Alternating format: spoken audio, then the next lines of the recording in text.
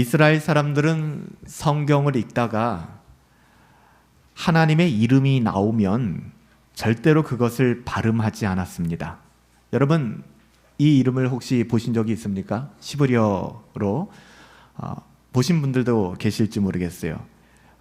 시브리어는 거꾸로 읽어요. 오른쪽에서 왼쪽으로 읽습니다. 요드라는 철자고요. 그 다음에 해, 바브, 해라는 이 네 개의 문자, 이것을 신성 사문자라고 얘기합니다. 이스라엘 사람들은 성경을 읽다가 하나님의 이름이거든요. 이것은 자음이에요. 모음이 없습니다. 그래서 어떻게 읽어야 되는지를 몰라요. 그래서 어떤 사람들은 야훼라고 읽기도 하고 어떤 사람들은 여호와라고 읽기도 하죠. 그렇지만 이스라엘 사람들은 여하튼 하나님의 이름이 나오면 절대로 그 이름을 발음하지 않았습니다. 하나님의 이름이 가진 그 영광 때문이죠. 그래서 그 이름을 부르는 것에 대해서, 부르는 것조차도 두려워했던 것이죠.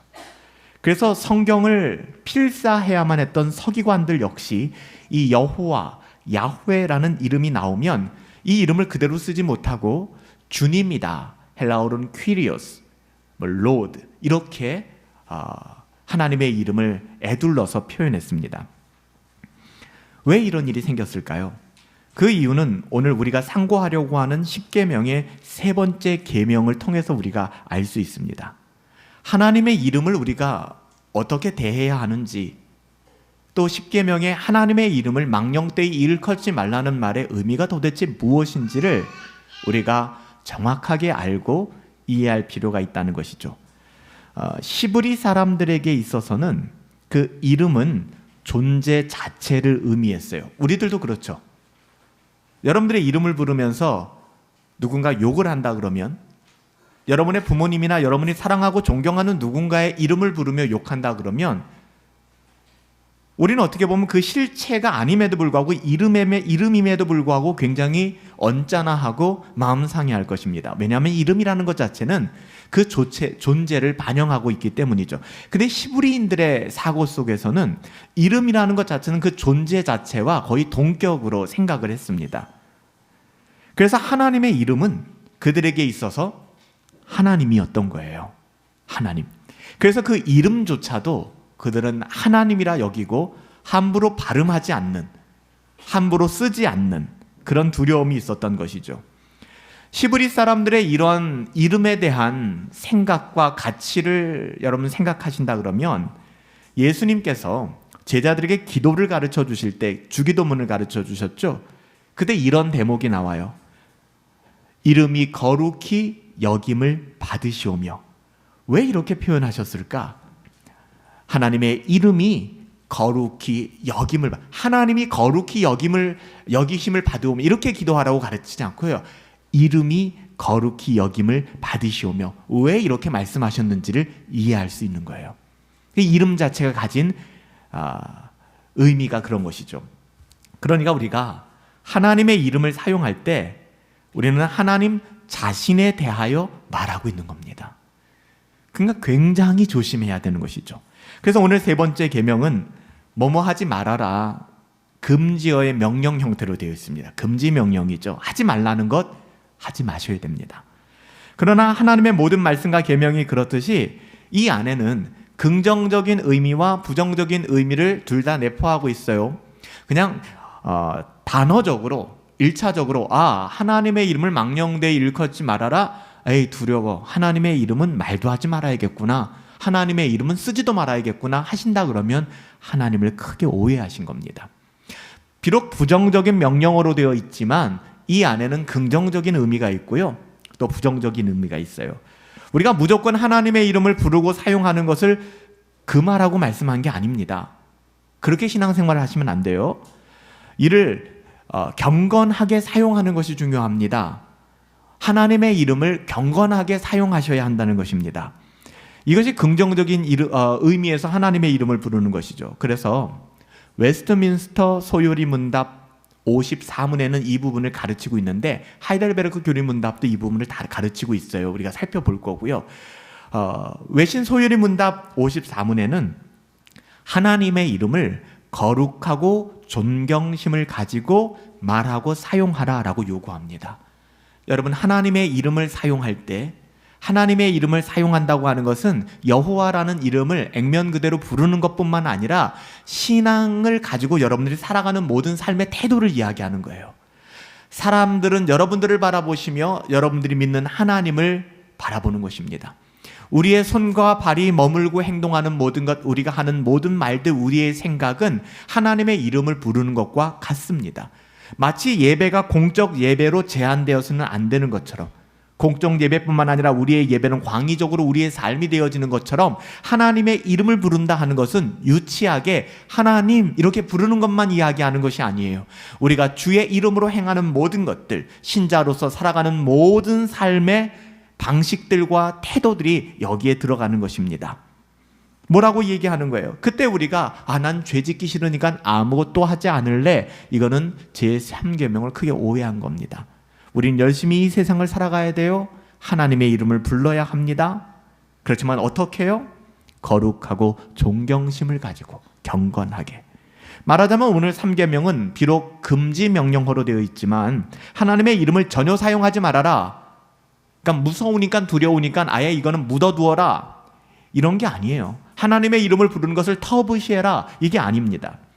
만약 우리가 하나님의 이름에 접근조차 할 수 없다 그러면 어떻게 예배를 드릴 수 있을까요?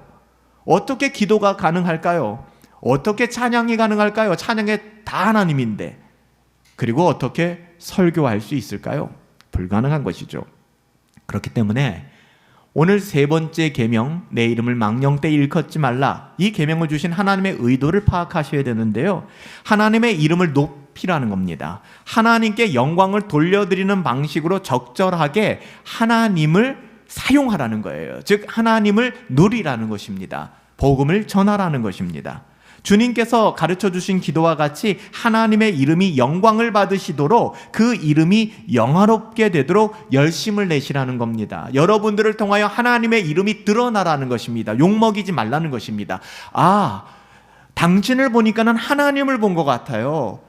세상 사람들, 다른 기독교인들 다 봤을 때는 이기적이고 자기 자신만을 위해 살고 하나 손해보지 않고 그렇게 살려고 하는 그 모습을 바라볼 때는 하나님이 보이지 않았는데, 당신의 삶을 보니까 하나님이 살아계신 것 같네요. 여러분, 이런 이야기 들어보셨습니까? 바로 이것이 하나님의 이름을 망령되이 일컫지 않게 하는 행동입니다. 하나님께 영광을 돌려드리는 거예요. 그래서 오늘 3계명을 너무 지엽적으로 구약시대에 하나님의 이름을 부르거나 쓰지 말라는 뜻이었구나, 그래서 야훼라는 이름을 쓰지 않았던 거구나, 부르지 않았던 거구나, 이렇게 이해하시면 안 됩니다. 그러면 10계명은 갖다 버려야 돼요. 우리에게는 아무런 적용점도 없기 때문에. 우리가 이 3계명을 그래서 제대로 이해하는 것은 굉장히 중요합니다. 이런 점에서 오늘 이 세 번째 계명은 우리의 말, 우리의 언어 생활만의 문제를 얘기하는 것이 아닙니다. 하나님의 이름을 부르는 마음의 태도를 얘기하는 거예요. 우리의 마음가짐을 다루고 있는 것입니다. 온 마음을 다하여 하나님을 사랑하고 두려워하지 않는다면, 한마디로 경외하지 않는다면, 하나님께 대한 우리의 모든 태도는 우리의 말만을 통하여 드러나게 될 것이고, 이것은 하나님의 이름을 망령되이 일컫는 것이다. 아무리 아름다운 미사여구를 사용하고 아무리 좋은 표현을 한다 할지라도 그것은 하나님의 이름을 망령되이 일컫는 것이다 라고 말씀하는 것입니다. 마음 가운데 하나님에 대한 우리의 생각이 경홀하든지 가볍든지 신중하지 않든지 또 주의 깊지 않든지 또 경외하지 않는다면, 비록 우리가 우리의 말로 신앙의 어떠함을 얘기하고 굉장히 경건한 뭔가를 얘기한다 할지라도, 여러분, 우리는 하나님의 이름을 모욕하고 욕되게 하는 것이다 라고 성경은 이야기하고 있어요.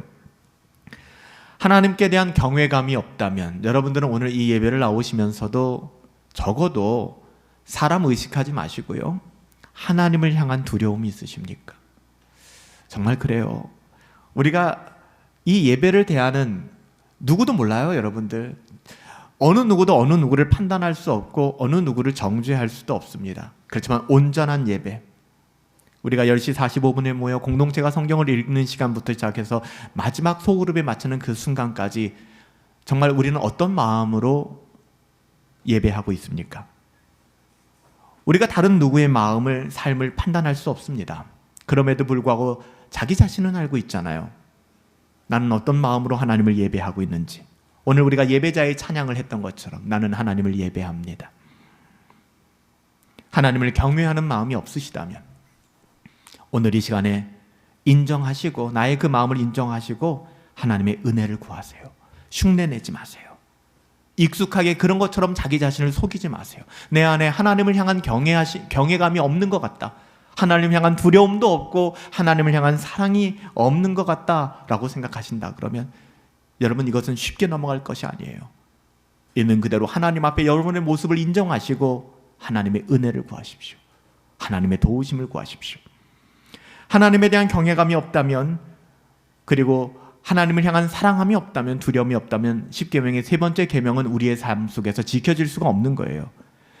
이사야 선지자가 이렇게 분명히 지적했죠. 이사야서 29장 13절에 이러한 삶을 살아가는, 하나님을 경외함이 전혀 없는데도 선지자 노릇을 하고 목회를 하고 교회에 출석하고 교회 봉사를 하고 이런 사람들이 있었어요. 뭐라고 이야기합니까?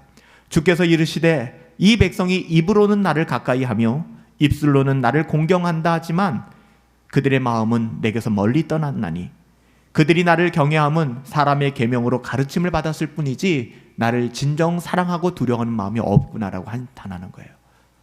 그러니까 세상의 가치를 가지고 립 서비스를 해가며 서로의 그 마음을 다치지 않고 상하지 않게 하는 그 범주 안에서 그렇게 살아가기 시작하는 것이죠.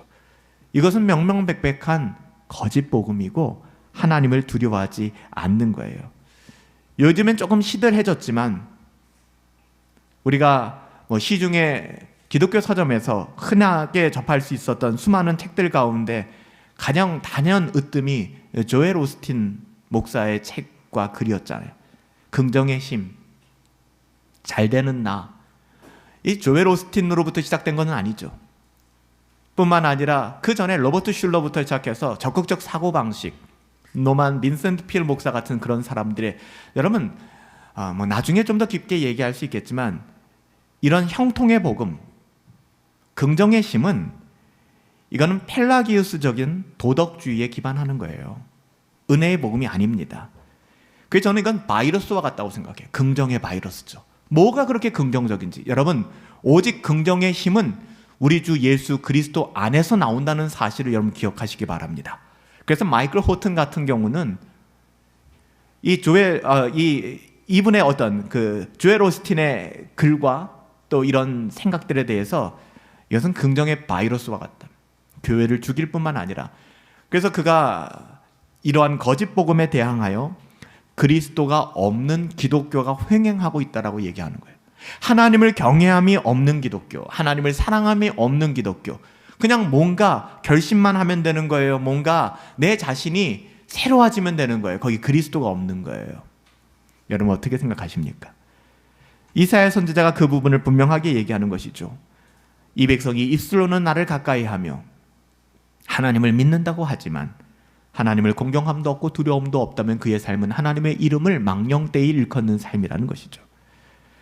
입으로 범죄하지 않는다고 해서 다가 아니라는 말씀이에요. 우리 마음속으로 하나님을 경외함이 없다면 예배에 나오는 태도, 예배에 나온 모습, 또 우리의 삶의 신앙의 모습 물론 중요하지만 그보다 더 중요한 것은 그 동기라는 것입니다. 보이지 않는 마음의 태도라는 거예요. 그래서 여러분들 주일날 조금 여러분의 부산함과 소란함을 내려놓으세요. 그리고 명상하고 묵상하지 마시고 하나님의 말씀을 상고함으로 여러분의 영혼을 좀 깨끗하게 정결하게 하십시오. 안식일의 의미가 그것 아니겠습니까? 우리 마음속에 하나님을 경외함이 없다면 우리는 영락없이 세 번째 계명을 어기는 사람들이에요. 비록 우리가 예배자로 나왔을지 모르겠지만 참된 그리스도인 마음속에 하나님을 경외함이 없다. 이게 어떻게 가능할까요? 여러분들, 여기 서 있는 제가 하나님을 경외함이 없다라는 확신이 여러분들에게 있다면 여러분 나와서 이 설교를 들으시겠습니까?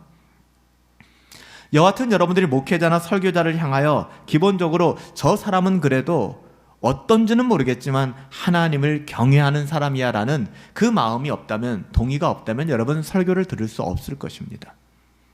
여러분 동일해요. 참된 하나님의 사람들, 참된 그리스도인 속에 하나님을 경외함이 없을 수 있을까요? 그건 불가능한 것입니다. 그럴 수 없어요. 하나님을 만난 사람이 어찌 하나님을 경외하지 않을 수 있어요? 가볍게 자기의 욕구만을 따라서 불경건하게 살아갈 수 있을까요? 이건 불가능한 이야기입니다. 본질적으로 하나님을 경외함은 하나님 앞에서 우리의 태도까지 결정하거든요. 여기서 중요한 것은 하나님 앞에서 우리의 태도입니다. 여러분들 어떠세요? 하나님 앞에서 어떤 태도를 가지고 계십니까? 물론 이것이 사람 앞에서 우리의 태도로 드러나기도 하지만 더 중요한 것은 하나님 앞에서 우리의 태도입니다. 여러분 하나님을 어떻게 대하고 계십니까? 본질은 하나님 앞에서 우리의 태도입니다. 오해하지 마세요. 하나님 앞에서 나의 태도, 그건 여러분이 알고 계세요. 다른 누가 뭐라고 얘기하든 그거 다 그냥 잊어버리세요. 거기에 너무 신경 쓰지 마세요. 그렇지만 너무 가벼워진 나머지 하나님 앞에서의 나의 태도가 무엇인지를 내 스스로 돌아보는 것마저 놓쳐서는 안 됩니다. 여러분 그건 꼭 기억하셔야 돼요. 사람에게만 집중된 태도, 그래서 그럴듯하게 보인다면 이 목사가 가장 크게 공격받겠죠. 여러분들이 보시기에 경건하게, 경건한 말을 사용하고 성경을 인용하고 예배를 인도하니까 만약에 그럼에도 불구하고 제 안에 하나님을 경외하는 마음이 없다면 그건 위선이죠. 하나님을 속이는 것이고 예배를 통하여 우리의 영혼이 살아나고 하나님을 영화롭게 하는 것이 아니라 하나님의 이름을 망령되이 일컫는 것이 되는 것이죠. 하나님의 심판 아래에 놓이게 되는 거예요. 너무나 두려운 일입니다. 여러분 에스겔 선지자가 하나님의 말씀을 대언했을 때 사람들이 취했던 태도를 한번 생각해 보세요. 에스겔 선지자가 에스겔서 33장 31절부터 33절인데요. 백성이 모이는 것 같이 내게 나오며 내 백성처럼 내 앞에 앉아서 내 말을 들으나 그대로 행하지 아니하리니 이는 그 입으로는 사랑을 나타내어도 마음으로는 이익을 따름이라. 말로는 하나님의 사랑을 이야기하고 말로는 복음을 이야기하는데 따라가지 않는다는 거예요. 여러분들 혹시 지난주에 제가 조엘 비키 목사님의 짧은 영상을 올려드린 것을 혹시 보셨는지 모르겠습니다. 보셨죠? 제가 부탁드렸으니까 보셨을 거라고 생각해요. 조엘 비키 목사님이 그런 이야기를 하시죠. 어떻게 우리가 하나님을 영화롭게 할 수 있을까? 우리 문규가, 뒤에 앉아있는 문규가, 또 우리 태규가, 우리 아이들이, 우리 유아가 어떻게 하나님께 영광을 돌려드릴 수 있을까요? 여러분 그런 생각 해보셨어요? 여러분 예배라고 하는 것은요, 설교를 알아들을 수 있어야 하는 것이 예배가 아닙니다. 이 예배의 자리에 나와서 있는 목적은 설교를 듣기 위함이 아니에요. 예배하기 위함입니다. 그래서 여러분들이 이 아이들이 뭘 알아들을 수 있을지 궁금하시죠? 그래요. 아이들의 지력으로는 어른들의 말을 잘 이해할 수 없을지 모르겠지만 그것과 상관없이 아이들도 지금 예배하고 있는 것입니다. 예배자로 나와 있는 거예요. 조엘 비키는 이런 이야기를 합니다. 어린 아이를 통해서 어떻게 하나님께 영광을 돌릴 수 있지? 저는 가슴이 막 쿵쾅쿵쾅 뛰었어요. 목사님의 이야기를 들으면서. 짧은 1분도 안 되는 메시지였잖아요. 1분 조금 넘는. 8살 난 아이가 어떻게 자기 놀이터에서, 마을 놀이터에서 놀고 있는데 어떻게 하나님께 영광을 돌려드릴 수 있지? 아이가 예배에 참여하고, 아이가 성경을 암송하고, 아이가 기도를 열심히 하고, 아이가 경건을 훈련하고, 이거 아니에요. 자기가 가진 장난감을 다른 아이들과 나눔으로써 하나님께 영광을 돌려드린다는 거예요. 내가 여지껏 외쳤던 말을 함께 공감하는 분이 계시는구나라는 걸 저는 느꼈어요. 청직이거든요. 이 장난감은 내 거야, 내 거죠. 우리 아버지가 사주신 거야. 내가 아끼는 물건이야, 내 거야. 심지어는 내가 아르바이트를 해서 내가 산 거야, 내가 귀중한 거야. 그러니까 내 소유야. 이것을 독점하지 않는 거예요. 함께 빌려주는 겁니다. 이게 8살 난 아이가 하나님 앞에 영광을 돌려드리는 방식이다라고 얘기하는 거예요. 또 하나는 뭐였죠? 할머니의 쿠키에 손대지 않는 거예요. 어느 날 엄마가 얘기하는 거죠. 두 딸에게 얘들아, 여기 쿠키가 들어있는데 이 쿠키 할머니에 갖다 드려야 돼. 그런데 잠깐, 이 쿠키 누구 거? 할머니 거. 그러니까 절대로 중간에 먹으면 안 돼. 그러니까 이거 가지고 할머니 댁에 가져다 드리렴 라고 얘기했어요. 두 딸이 엄마가 심부름 시킨 쿠키를 가지고 할머니 댁으로 가죠. 근데 가는 중간에 배가 고파졌어요. 첫째 딸이 이야기합니다. 나 배고파. 둘째 딸도 얘기하죠. 나도 배고파.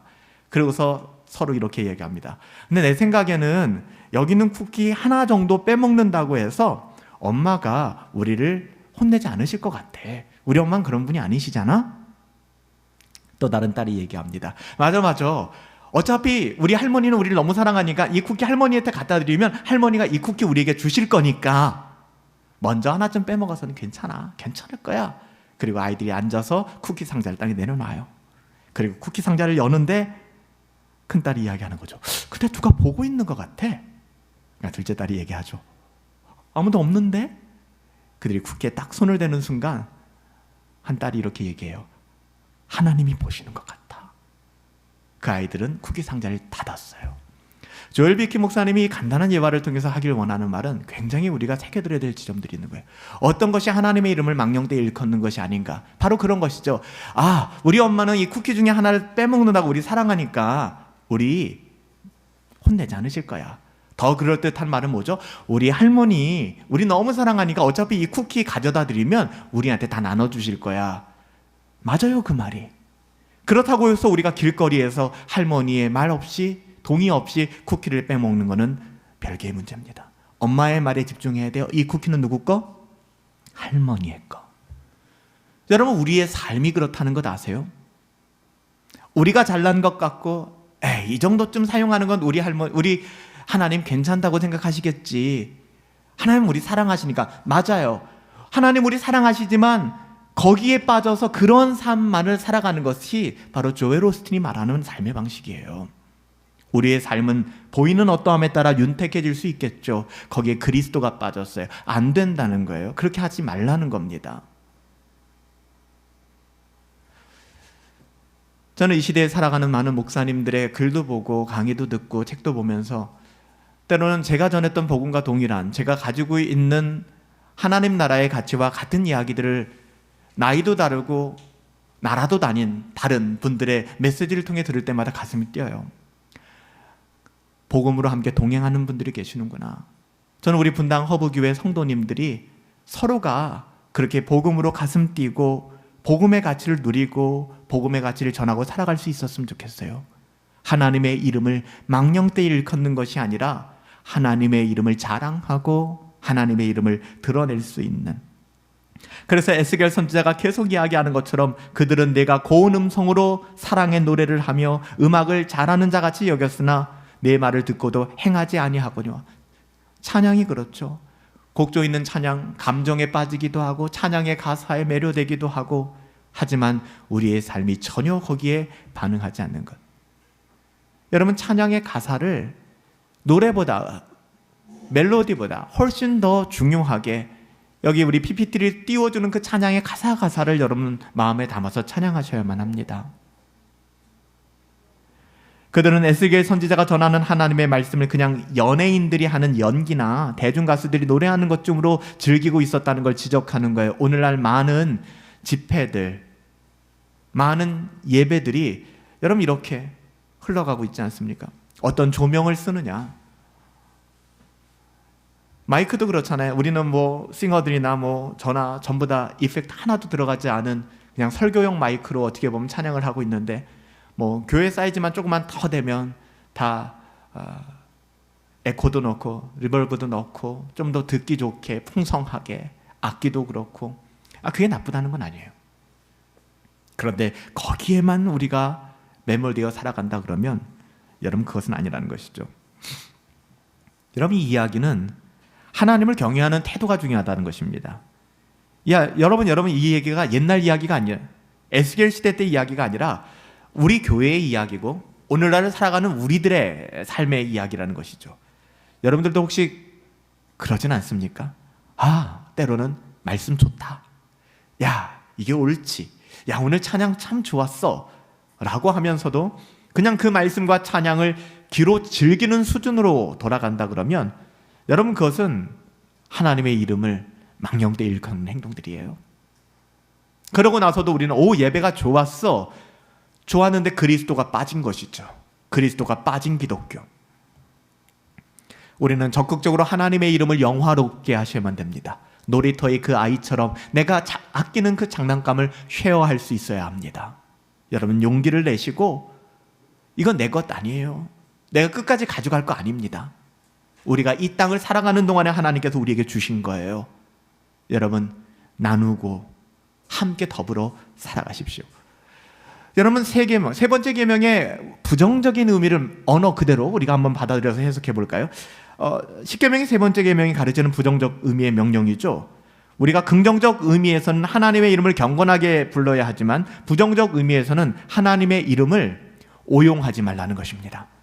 여러분, 뭐가 하나님의 이름을 잘못 사용하는 것일까요? 하나님께서 이 부분을 매우 강력하게 경고하세요. 망령되이 일컫지 말라라고 할 때 먼저 망령되다라는 말이 뭘 의미하는지 아십니까? 세 가지 건데요. 이 망령되다라는 말은 첫 번째 거짓되게, 두 번째 악한 의도로, 세 번째 무의미하게, 그 세 가지 의미가 함축된 말입니다. 여러분, 거짓되게 하나님의 이름을 들먹거리지 말라는 것입니다. 먼저 거짓되게 하나님의 이름을 사용하지 말라는 게 무슨 뜻일까요? 레위기 19장 12절에 가보면 너희는 내 이름으로 거짓 맹세를 함으로 내 하나님의 이름을 욕되게 하지 말라. 나는 여호와니라 라고 말씀하셨어요. 진짜 두려운 말씀이에요. 이 말씀은 개인적으로 나의 어떠함을 증명하기 위하여, 그러니까 여러분들이 살아가면서 여러분들의 어떠함을 증명하기 위하여 하나님을 가져다가 하는 행동을 하지 말라는 겁니다. 나의 유익을 위하여, 내 무죄함을 위하여. 그러니까 하나님께 내가 맹세하노니, 그러니까 예수님께서도 절대로 하늘 두고 맹세하지 말아라. 옳으면 옳다, 그러면 그르다, 아니면 아니다, 맞으면 맞다라고 얘기하지 하나님을 두고 맹세하지 말라는 게 바로 이 의미입니다. 또 이 말도 말 그대로 그럼 하나님을 두고 맹세하지 말아야 되는가가 아니라 그게 굉장히 위험할 수 있음을 이야기하는 것입니다. 여기서 끝나지 않아요. 우리가 하나님의 이름으로 서원하는 것도 마찬가지입니다. 서원이라는 게 다른 게 아니에요. 하나님, 제가 이렇게 살아갈게요. 여러분, 그걸 주워 담을 수가 없어요. 여러분이 여러분의 인생의 한 시점, 지점에서 하나님, 제가 이렇게 살아가겠습니다라고 하나님께 서원한 것이 있다면 여러분, 그대로 행하시기 바랍니다. 그렇기 때문에 하나님의 이름을 우리는 가볍게 여겨서는 안 됩니다. 가볍게 여겨서는 안 돼요. 하나님의 이름을 사용하는 것을 엄격하게 금하고 있습니다. 여기는 서원의 문제도 포함되는 것이고요. 서원하게 된 것은 하나님과의 약속이에요. 사람과의 약속이 아닙니다. 누구도 강요한 적이 없어요. 그러니까 자꾸 서원을 다른 사람 서원하지 마세요. 제가 제 자식 서원했는데요, 이런 거 하지 마세요. 자기 자신의 삶을 서원하는 겁니다. 하나님 앞에. 물론 구약 성경에 보면 아주 특별하게 자식을 바치는 서원을 하는 것도 있지만 이것을 일반적으로 적용할 수는 없어요. 그러니까 내 자식을 신학교에 보내겠다고, 그건 자기의 서원이지 자기 자식은 전혀 상관이 없는데, 자녀는 전혀 그럴 마음이 없는데 그렇게 하면 안 되는 거예요. 그렇다고 해서 그것을 하라고 강요할 수 있는 것도 아니고요. 우리 자신에 대하여.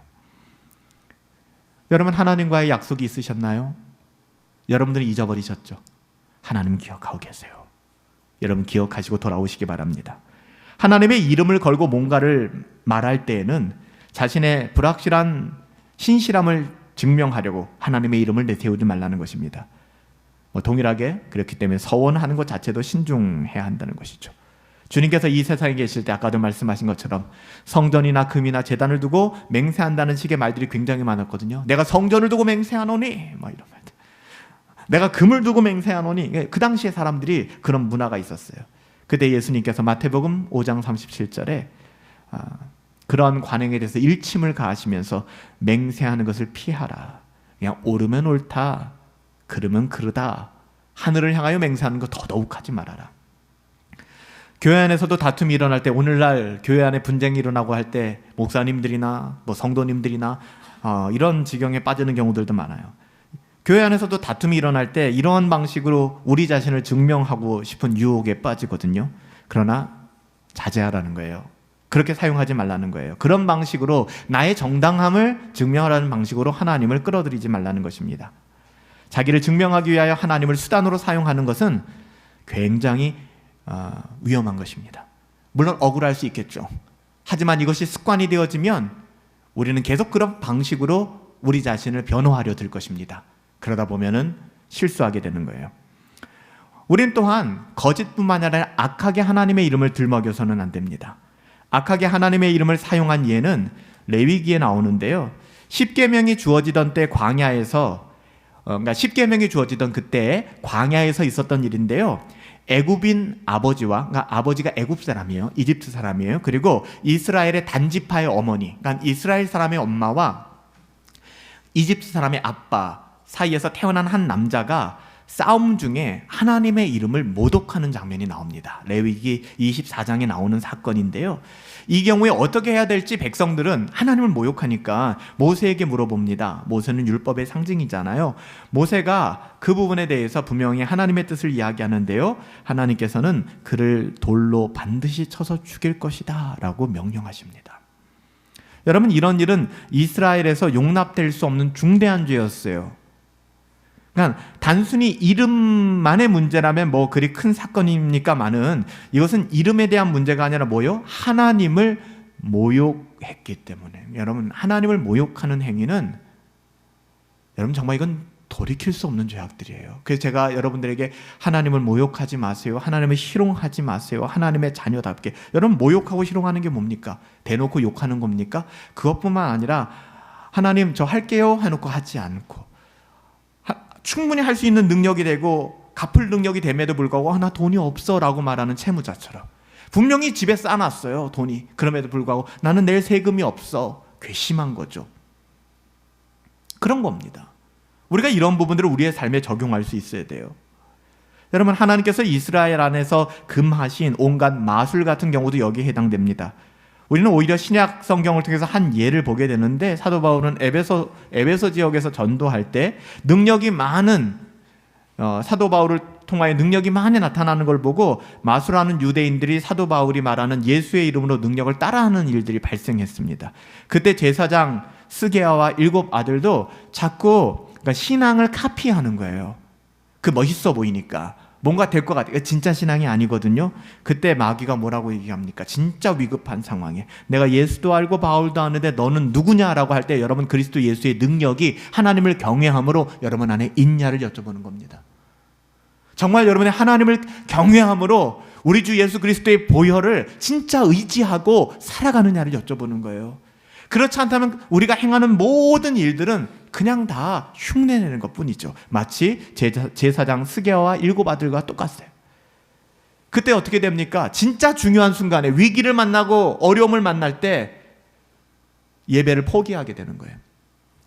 진짜 신앙이 있다면 위기를 만나고 어려움을 만나면 정면 돌파하면서 그것을 정복해 나가는 것이 신앙의 능력인데, 여호와는 나의 빛이요 나의 구원이시니 내가 누구를 두려워하리요. 여호와는 내 생명의 능력이시니 내가 누구를 두려워하리요. 갇힌 자를 자유케 하시는 천만인이 에어서 나를 진친다 할지라도 나는 혼자지만 난 두렵지 않소. 이게 나와야 되는 거예요.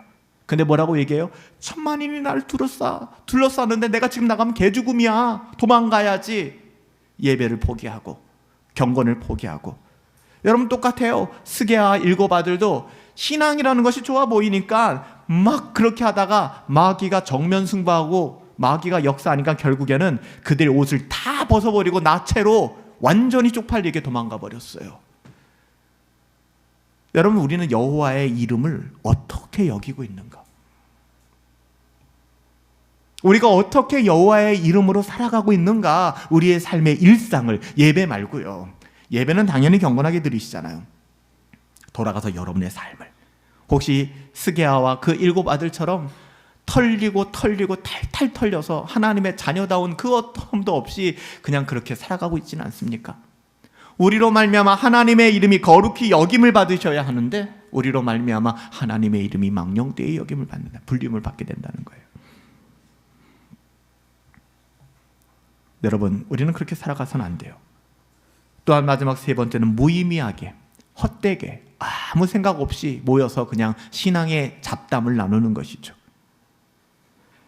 우리 주님께서는 단도직입적으로 마태복음 7장 21절에 나더러 주여 주여 하는 자마다 다 천국에 들어갈 것은 아니다라고 뼈아픈 일침을 가하셨죠. 참 힘들어요. 그래서 주여 주여 하는 자들이 어떤 자들일까? 믿음으로 부르는 자들은 분명히 아닐 겁니다. 중언부언하는 사람들이에요. 여호와의 이름을 가지고 말장난을 하는 사람들, 신앙의 어떠함으로 말장난하기 좋아하는 사람들. 이 말씀은 주의 이름을 부르지만 헛되게 허망되게 무의미하게 우리가 주의 이름을 부를 수 있구나를 경고하는 겁니다. 기도하고 예배하지만 그것이 전혀 헛되고 무의미할 수 있는가? 예, 그럴 수 있다는 겁니다.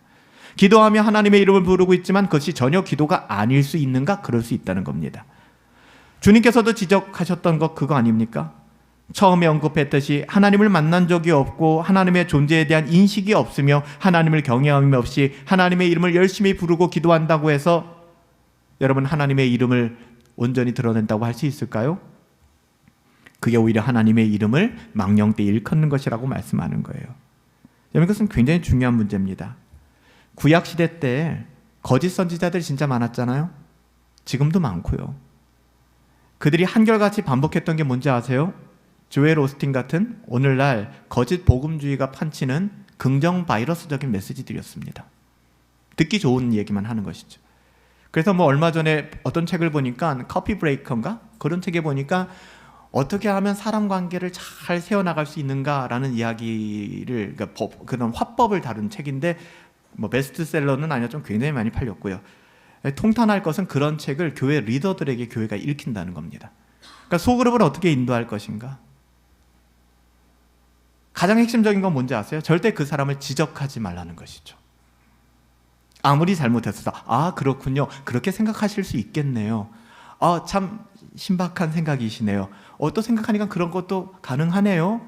라고 얘기하지 근데 그것은 하나님의 말씀하고는 맞지 않는 것 같은데요. 라는 말을 절대 하지 말라는 거예요. 사람 모이지 않는다는 거예요. 사람 듣기 싫어한다는 거예요. 여러분 어떻게 생각하세요? 여러분 구약시대 거짓 선지자들 그들은 한결같이 반복했던 말이 있어요. 하나님이 말씀하셨다. 하나님이 말씀하셨다. 그냥 묻지도 따지지도 않고 그냥 뻑 가는 겁니다. 하나님 말씀하셨구나. 근데 거짓 복음이었어요. 여러분 목사라고 다 진짜 목사가 아닙니다. 교회라고 다 진짜 교회가 아닙니다. 예레미야서 23장 16절부터 17절 만군의 여호와께서 이같이 말씀하시되 너희에게 예언하는 선지자들의 말을 듣지 말아라. 그들은 너희들에게 헛된 것을 가르치나니 그들이 말한 묵시는 자기 마음으로 말미암은 것이요 여호와의 입에서 나온 것이 아니니라. 항상 그들이 나를 멸시하는 자들에게 이르기를 너희가 평안하다 괜찮다 평강을 누려라 여호와의 말씀이다 라고 하며 또한 자기 마음에 완악한 대로 행하는 모든 사람들의 이르기를 재앙이 너희에게 임하지 않을 거야 괜찮아 그 정도면 충분해 라고 말했다는 것입니다. 제 얘기가 아니라 에스겔 선지자의 말씀이에요. 여러분 어떻게 생각하십니까? 우리가 교회에 모여서 싸움닭처럼 싸우고 누구를 비난하고 정죄해서는 안 돼요. 교회는 그리스도의 은혜가 다스려야 되고 따뜻해져야 됩니다. 그렇다는 것과 교회 안에서 그리스도가 빠진다는 것은 별개의 문제입니다. 우리의 소그룹 모임이 너무 행복하고 너무 좋고 그래 우리의 일상을 나누고 즐겁고 유쾌하지만 만약에 그 가운데 그리스도가 빠져 있다면 그 모임은 하나님의 이름을 망령되이 일컫는 거예요. 처음부터 도입부터 마지막까지 하나님만 이야기하라고 이야기하지 않습니다. 우리가 2계명, 1계명, 2계명 살펴보았던 것처럼 맛있는 거 먹는 얘기도 하고 맛집도 가시고 여행도 가시고 여러분의 삶의 일상도 나누세요. 하지만 그것을 우상의 자리에 놓아서는 안 된다는 거예요. 여러분 이런 밸런스를 맞추기 위해서 우리는 끝없이 경건을 추구하고 거룩을 했어야 되는 거예요. 그게 없으면 한순간에 비행기가 여러분 날아가다가 엔진의 추진력에 문제가 생긴다거나 그랬을 때 한순간에 이번에 비행기 추락 사고가 요 근래 전 세계적으로 많이 일어나지 않았습니까? 네팔에서도 일어나고 착륙하겠습니다. 비행기 많이 타보셨잖아요. 땡땡땡 소리 들리고 이제 착륙합니다. 다 착륙하겠구나. 바깥에 내려보니까 어느 정도 육지가 보이는데 찍힌 사진에 보면 비행기가 갑자기 턴을 하더니 떨어지는 거예요. 양력을 잃어버리는 것이죠. 순간적으로. 양력을 잃어버린 비행기는 낮은 고도뿐만 아니라 아무리 높은 고도 몇천 피트에 있다 할지라도 수직 강화해서 추락할 수밖에 없어요. 그래서 기장들은 그 훈련을 한대요. 비행기가 중심을 잃었을 때 어떻게 중심을 환원하는가. 근데 그것이 완전히 급속도로 무너져서 양력을 상실해버리면 그 비행기는 떨어질 수밖에 없다는 거예요. 여러분이 끊임없이 그 양력을 잃어버리지 않도록 하나님을 경외함이 무엇인가를 훈련하고 돌아보고 세워나가야 한다는 것이죠. 그들은 하나님께서 보낸 사람들이 아님에도 불구하고 그 사람을 신뢰하고 열심히 따라갔습니다. 우리가 연보할 때마다 부르는 찬양, 주님 다시 오실 때까지 나의 가는 이 길 끝에서 주님을 만난다. 그게 제 소원입니다. 우리가 가는 이 길 끝에서 우리는 주님을 만날 수 있었으면 좋겠어요. 우리가 가는 그 길 끝에 우리 모두가 만날 수 있고 주님을 만날 수 있다면 저는 목회 잘한 겁니다. 근데 우리가 가는 그 길 끝에서 우리의 바람과는 다르게 누군가가 보이지 않는다면, 주일 예배는 좀 늦게 오실 수 있어요. 주일날 상황이 있으면 함께 예배하지 못할 수도 있어요. 이해합니다. 그래도 가급적이면 우리가 예배 시간을 지켜야 되는 것이고요. 그리고 어떤 상황 속에서도 우리가 함께 이 예배당에서 모여서 예배 드리는 게 맞아요. 그럼에도 불구하고 우리가 이것을 일반화할 수는 없으니까요. 그런데 예배에 불참해도 마음이 아픈데 우리가 가는 이 길 끝에서 그 누군가의 얼굴이 보이지 않는다면 여러분 어떻습니까? 저는 생각하고 싶지가 않습니다. 내가 가는 그 길 끝에서 주님 배우는 것, 우리가 가는 그 길 끝에서 주님 배워야죠. 여러분, 그것을 위해서 우리에게 하나님께서 말씀하는 거 아닙니까? 여러분, 거짓 선지자들과 그 거짓 복음이 하나님의 나라로 그들을 인도했을 것이라고 생각합니까? 그것이 긍정의 힘입니다. 긍정 바이러스입니다. 성경은 절대로 그렇게 이야기하고 있지 않아요. 그들은 종종 꿈을 꾸었다, 환상을 보았다, 그들이 느낄 만한 신비한 뭔가를 제시하기도 하고, 하지만 다 무의미하고 헛되고 허망된 것입니다. 하나님의 이름을 그렇게 사용해서는 안 돼요. 오늘날에도 비일비재하게 하나님의 말씀으로 양육한다고 하는 강단에서, 소그룹 모임에서 그렇게 흘러가서는 안 돼요. 그래서 리더들은, 직분자들은, 재직들은 더욱 기도하고 더욱 경건을 심써야 되는 것이죠. 예레미야 선지자 시대와 같았던 오늘날의 성경에 대한 무지의 만연은 거짓 선지자들, 거짓 교사들의 횡표를 부채질하는 것이죠. 이해할 수 없잖아요. 아니, 어떻게 저런 설교에 아멘을 하지? 어떻게 저런 교회를 따라가지? 어떻게 저런 교회에 저렇게 사람들이 많이 모이지? 이유는 간단해요. 하나님의 말씀에 무지하기 때문입니다. 하나님의 말씀을 안다면 그리할 수 없겠죠. 그래서 10계명의 세 번째 계명을 범하는 일이 오늘날 교회 강단과 우리 신자의 삶 속에서 끊이지 않는 거예요. 지금도 언론에서 보도되는 그런 거짓 목사들과 거짓 종교인들이 하나님을 팔고 하나님을 이야기하고 두렵지도 않은가 봐요. 하나님의 그 심판이 두렵지도 않으니까, 양심의 화인이 맞았으니까 그렇게 얘기하겠죠. 하나님의 이름은 이방인의 신들처럼 자기가 원하는 대로 조종할 수 있는 게 여러분 아닙니다. 예의를 갖춰주세요. 조금 더 예배당에 올 때 옷을 좀 갖추어 입으시고, 왜요? 옷 어떤 거 입고 오는 게 중요한 것이 아닙니다. 뭐 예배 샌들을 신고 오면 어떻고 반바지를 입고 오면 어떻습니까? 근데 제가 말씀드리는 의도를 아시잖아요. 우리의 마음가짐이 우리의 태도와 복장을 좌우하지 않습니까? 여러분, 면접 보시러 가실 때 어떻게 가십니까? 편하게 가십니까? 그것은 편한 것이 아니라 똑같은 거예요. 할머니가 우리 사랑하니까 결국 이 쿠키 다 우리에게 주실 거야. 중간에 몇 개쯤 빼먹어도 이해하실 거야. 이게 얼마나 끔찍한 죄인지 아십니까? 하나님을 두려워하십시오. 그리고 하나님의 그 사랑이 무엇인지를 여러분 오해하지 마시고 누리십시오. 그래서 우리의 삶 속에서 이 세 번째 계명을 적용하십시오. 나 여호와 나의 이름을 망령되이 일컫는 자는 죄 없다고 하지 않을 것이라고 말씀하셨어요. 긍정의 힘을 동원해서 괜찮아, 하나님의 이름 좀 망령되이 일컬어도 설마 난 정죄하시겠어? 죄 없다 하지 않으리니. 웨스트민스터 소요리문답 56문에 우리가 3계명을 지켜야 되는 이유에 대해서 이렇게 부언하죠. 이 계명을 어기는 자들은 하나님의 벌을 피할 수 없을 것이다. 하나님의 심판을 피할 수 없을 것이다. 예수님을 믿는 사람들은 이제 이렇게 살아가셔야 합니다. 하나님의 자녀답게. 그 놀이터에서 자기의 장난감을 쉐어하고, 우리는 청지기로서 할머니의 쿠키를 운반하는 아이와 같아요. 자꾸 딴 생각하지 마세요. 단순 유식입니다. 단순 무식이 아니에요. 단순하게 하나님의 말씀에 반응하는 것이 단순 유식한 거예요. 예수님을 믿는 사람들의 삶의 방식.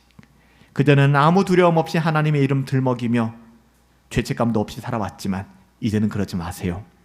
이제는 깨달으셨으니까 하나님의 이름을 능욕하지 마세요.